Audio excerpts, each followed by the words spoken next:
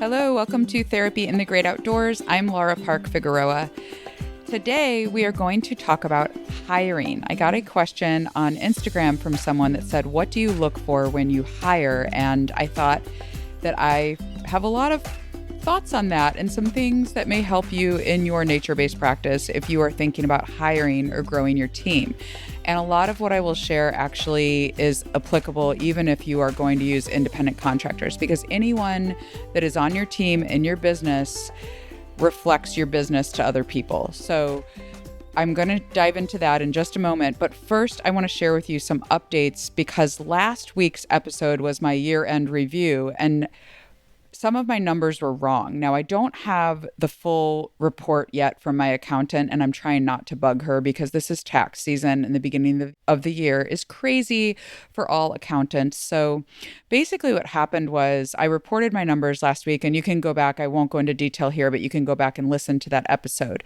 So I reported my numbers for specifically my online business. So I have my private practice, Outdoor Kids OT, and my online business is Therapy in the Great Outdoors.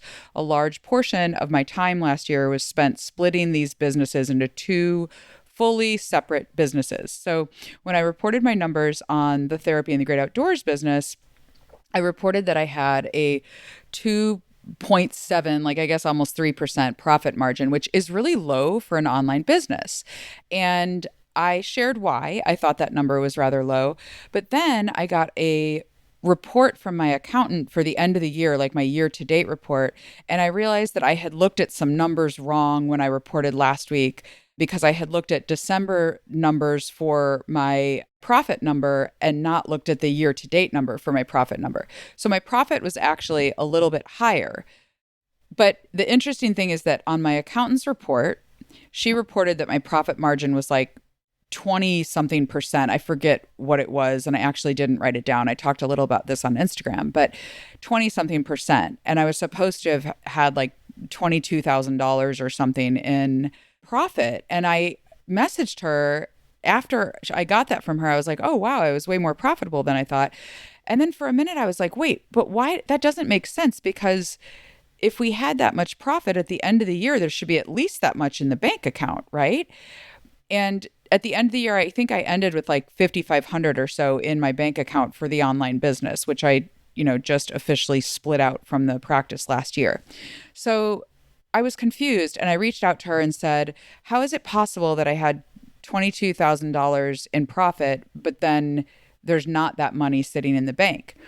And basically I found it wasn't that she made an error, but it was a valid question because she said, I need to get back to you on it because I may need to trace down into the numbers a little bit because probably last year, the confusing thing was that I split the businesses, right? So there was lots of money moving from one business to the other based on, and we were splitting out expenses based on where they are most used because previously everything was coming out of my private practice. So I don't really have an explanation or a final number yet for how profitable my online business was. Because if I take just the balance that was left in the bank account at the end of the year, right, that amount was probably would put me at about a 5% profit margin.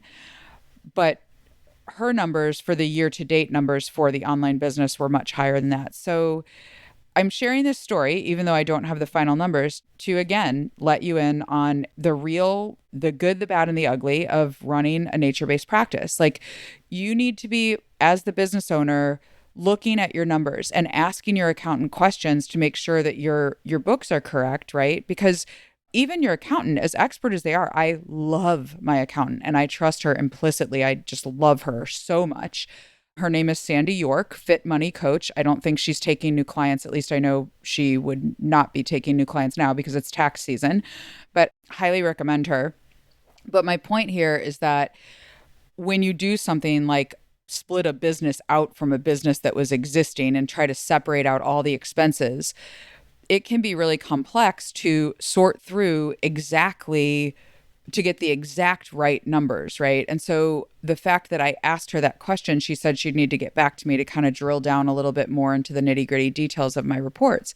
So it's a good lesson in, one, owning your numbers as a business owner, just knowing that you need to be looking at the numbers and asking questions of your accountant when you don't understand. So that is key. Do not be afraid to ask questions. And if your accountant gets mad at you asking questions, then just continue to switch accountants until you find someone who is really great at helping you answer the questions that you have about your business finances.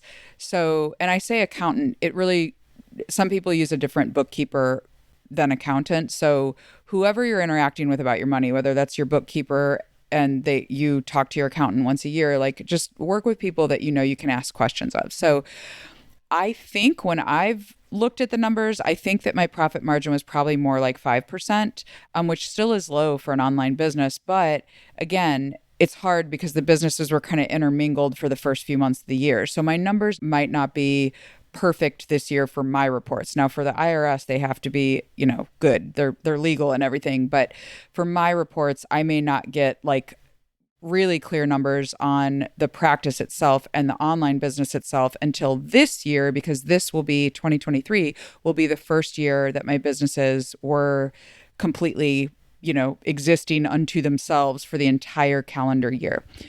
Okay, let's get into the hiring. What do I look for when I am hiring? And I am hiring right now. Since I recorded the episode last week, my full-time employee, I'm so sad because I love her so much. And I spoke on that episode about how much I love her.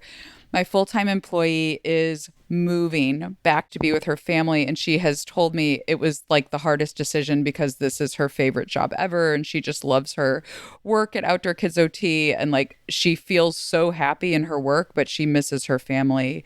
So she's going to be moving back to be near family. And I am super supporting her in doing this, and also very sad because she is such an amazing therapist and I have so enjoyed working with her. So we're kind of chatting about possibly starting a branch of Outdoor Kids OT on the East Coast where she's moving. So anyway, so I am hiring right now. So this is very appropriate for me to share with you all because I'm in the process of thinking about this, and I've just revisited all of our job descriptions, and I've just reposted the job for us to hire a new full-time OT in the fall. So if you're interested, pay attention here because this will give you an in to know what I look for when I am looking through applications. So the first thing that I would say when you are hiring is to know your business's values. So there are a million books out there about knowing your business values, but different businesses are going to have different values. And knowing your business's values, I would limit them to 3 or maybe 4. I have 4 in my business. Knowing your business values allows you to know what you are hiring for. Like, who specifically are you looking for? Because there's a lot of really good therapists out there, but if they don't fit with your business's values, they're not going to be a good fit for your company. So the values that I have chosen for Outdoor Kids OT are excellence, communication, passion for the TGO approach, and growth mindset. So when I structure my application and my interview guide, which are the questions, an interview guide is just a list of questions that you ask during an interview so that you have a standardized interview process for every person that you interview for a position. So you write your application and your interview guide in alignment with your values. These types of things take time. So these are some of the resources. We have an interview guide inside of the templates and resources that we offer inside of my group coaching program, the Therapy in the Great Outdoors Business Hive, because it is something that takes time to develop. So we have a template in there if you join that program where you can take our interview guide and look at the type of questions that we ask and then change it and edit it to work for your business. So here's a little bit more about what I mean by knowing your business values and hiring for them. So those 4 values I just mentioned: excellence, communication, passion for the TGO approach, and growth mindset. So when I write questions for my job application for this role, I am going to ask questions that ask people about their commitment to doing excellent work, their communication skills, their knowledge of the Contigo approach. Like, have they done any research about our practice? Do they know anything about what we have out there? I've put a lot of information out there for free about the Contigo approach and about our practice. So they should be able to do research online and know about that and show interest and passion for that as well. And then growth mindset. Are they willing to admit failure? Are they willing to bounce back? Are they a solution finder rather than a problem finder? Things like that. So I have questions on our application that relate to those things. Now, another thing that I pay attention to, and I would very much recommend that you do the same if you're hiring anyone for the team in your business, is that you pay very close attention to details. So give directions on your application and see if people follow them. So one of the things that this is part of excellence for my value. This is part of excellence in our business. So I want someone who does excellent work, who pays attention to detail. And if they want this job enough, they are going to do a good job on the application. So I have recently, now, I don't know, these two applicants may listen to this podcast. So if you do, this is going to be some straight talk about why your applications were rejected on Indeed.com. But I recently rejected two applications, and the reasons were, and I don't have to tell this to the people on Indeed. I posted the job posting on Indeed.com. I don't have to tell this directly to the people, but I'm sharing here transparently with you all who are listening to the podcast to show you kind of how you can think about applying this idea of like looking for the details in an application that people submit to you for a job. So the two applications that I declined or rejected, they say, it's kind of a harsh word, but the two applications I rejected were for two different reasons. So the first one was because the person used incomplete sentences, inappropriate punctuation, and kind of terse, short answers throughout the application. But the final clincher for why I rejected it was because when I said, do you have any questions for us? That's the last question, right? And on that question, I'm looking for someone who's interested in the business, who's thinking about what it would be like to work with us, who pays attention to excellence and wants to do excellent work, right? And the questions were, what ages do you work with? Where are you located? And something else, right? So just these very basic questions. It's like, do a Google search and look up the business, and you can get answers to those three questions, right? I'm looking for, when I say, do you have questions for us? I'm looking for someone who's actually thinking about the work, like actually thinking thoughtfully about what questions would I have about working for this employer. And asking what ages we work with and where we're located just does not show me that the person did any work to do any research about the business before they applied for the job. So that was the reason I rejected one. The second one I rejected because she completely left out a question, which is a pretty hard question to answer. It's one of the most important questions on our application, and that is, it says something like, at Outdoor Kids OT, we really value failure as an opportunity for learning. We take a growth mindset, and we even call them fail learns in my business. It's like a made up word, but we really value fail learns. So tell us about a time that you experienced failure and what you learned from it. And this person completely skipped the question and didn't answer it, even though other parts of the question, they seemed like, or other parts of the application, they seemed like they were very interested in the position, but they just did not show that attention to excellence. And they actually skipped the most important question on the entire application. Now, this person did not have a lot of experience either. So that was another reason that I decided to decline that application. Now, some of you might say, well, shouldn't you have interviewed these people? Shouldn't you have at least given them a chance? No. I don't have time for that. At this point in the business, I don't have time to interview anyone who does not send me an application that is like a stellar, great, you look good, let's go for it and do the interview. Because to me, that's part of this item I'm talking about right now, which is paying attention to details. So I gave directions specifically in the beginning of the application. This person that we're replacing is a rock star. She's an incredible therapist. You're going to have big shoes to fill. So submit your best application here. So if people are going to not pay attention to details or give terse answers or ask questions that they can find on Google on that application after I gave the direction that this is going to be a competitive process, then they're not going to do good work when the rubber hits the road and they're really experiencing challenges in their position with us after I've hired them.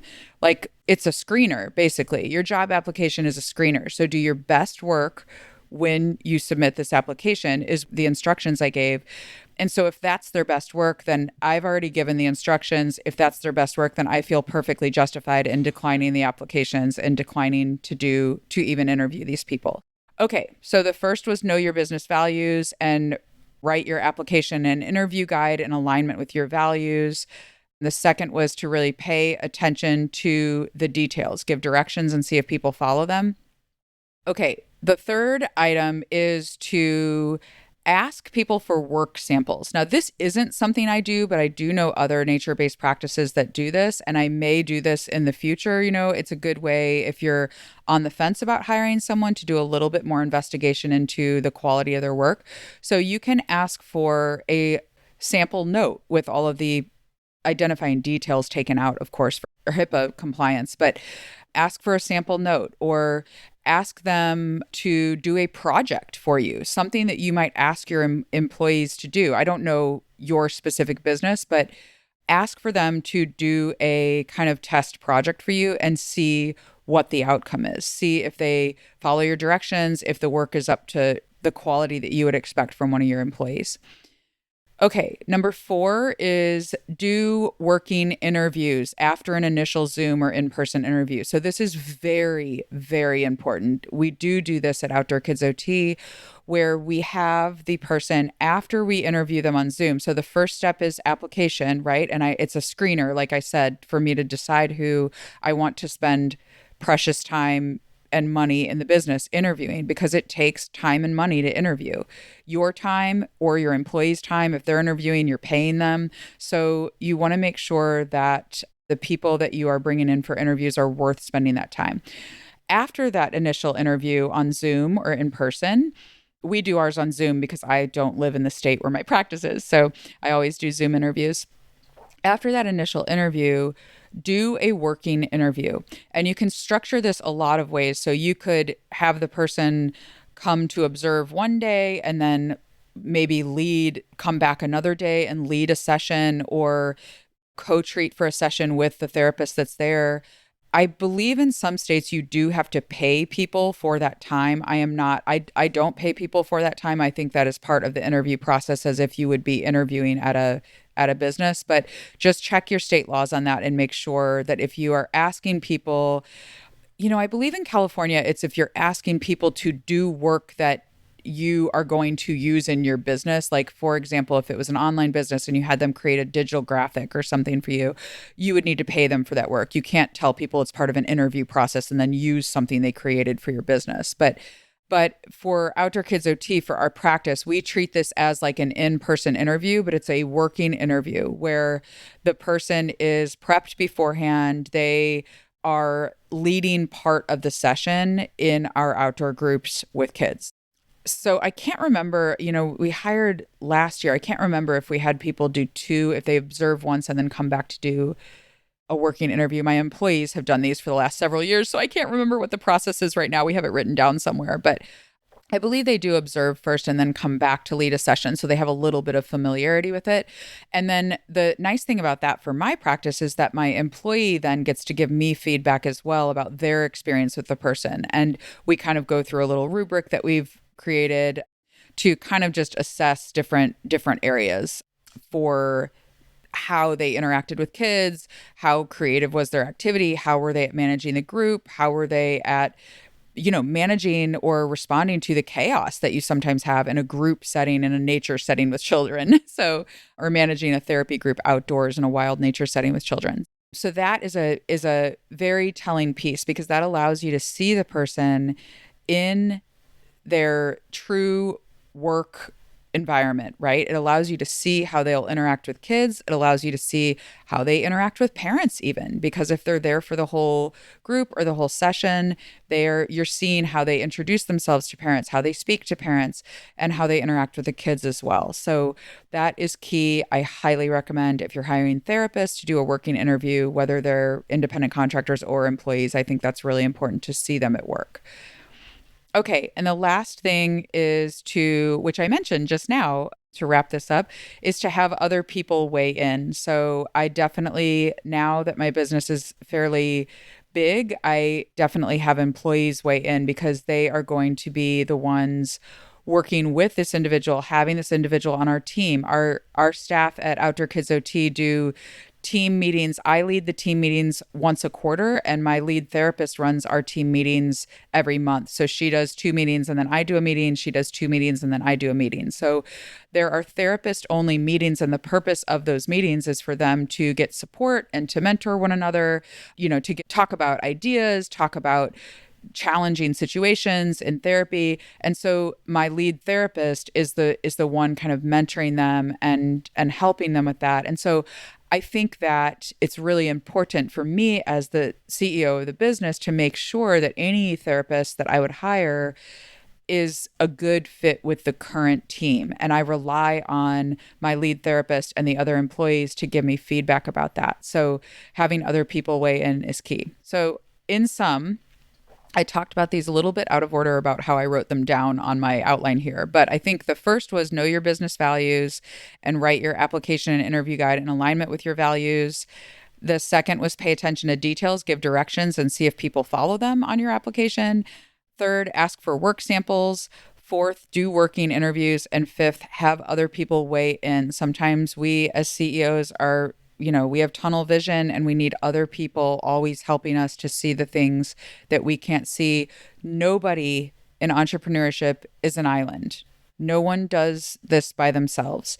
And that is, crazily enough, a perfect segue into what I was going to say. Like, that was just so beautiful. You guys, I promise I did not write that down, but but I planned at the end of this podcast to talk to you about the fact that the Business Hive in the Therapy in the Great Outdoors community is opening next week. And it was just a perfect segue to say, if you're running a nature-based practice, you are not an island. You can't do this by yourself. You need a community around you. And if you want your business to be successful, it is highly, highly recommended by me and many other people that run successful businesses that you have a business coach helping you in your business. So if I can recommend myself, I am here to help you. Like, I've done this. I run a successful nature-based practice, and I've helped dozens of other people do the same thing. So I'm here to help you. And the way that you can get help with me is inside of the Therapy in the Great Outdoors Business Hive. So we open enrollment for the Hive only twice a year. So you can only join twice a year. The doors open, and that is the last week of January and the last week of July. I do not plan to change that. I am trying to, in my businesses, stick with things for longer to make sure that they are working before I change up and try something different. So a lot of times in my business, I have had something that was working and then I changed it. And I'm like, I feel like I'm always changing things. So this is going to stay the same for hopefully many years to come, that we open the Hive the last week of January and the last week of July. And the reason for this is because it is a year-long program. So I changed my business coaching program to be a year-long program because I really want you to get the outcome that you want. And I don't think that what I was doing before, which was like 3 months or 3.5 months, it was about 15 weeks long, I think was what my Business Bedrocks curriculum was written as, or was held as, before I opened the Business Hive in the TGO community. And 15 weeks was just not long enough to really get change. I felt like people were always wanting more. They were wanting more time to be able to dive into certain topics, more time to go through cycles in their business, more time to get started and to really get the outcomes that they want. So outcomes you can expect from this program. Let's talk about that. And I'm talking very off the cuff here, y'all. I am this is not scripted. I'm talking off the cuff. So outcomes that you can expect from this program are that you will have automated systems in your business in the areas of marketing, operation, mindset, and finances. I said those out of order. Usually I say mindset first, but really the systems part of the program is in the areas of marketing, operations, and finances. Those three areas are key to any business being successful. And my Business Bedrocks curriculum will walk you through how to set up automated systems in all of those areas. You get that curriculum inside of the Business Hive. But the Business Hive is not just the Business Bedrocks curriculum. You do get that.